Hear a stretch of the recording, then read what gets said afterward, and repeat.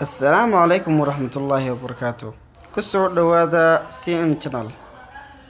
maanta asxaabta qaaliga waxaan doonayaa inaan idin wadaago siyaabooyinka looga jibiyo ama looga xiro telefoonkaaga Gmail-ka ama Gmail account sida telefoonka looga xiro. waxaan idin tusi doonaa qaab yar oo fudud oo looga xiri karo.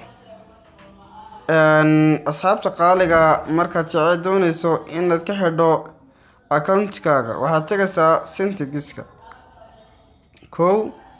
waxaad tagi doontaa mar labaadkana cool and accounts. asxaabta waan tagnay mobilada qaar waxaa ku taala add account bis waa taabanaysaa. aniga taas account ayaan sii taabanaya.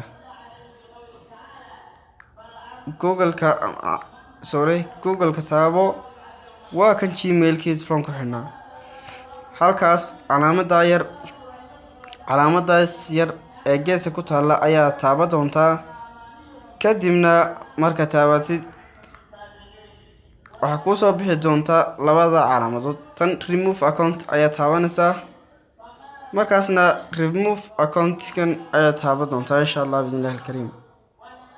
markaas sidaas ayaa uu kaga baxaya. anigu hadda ma doonayo inuu iga baxo.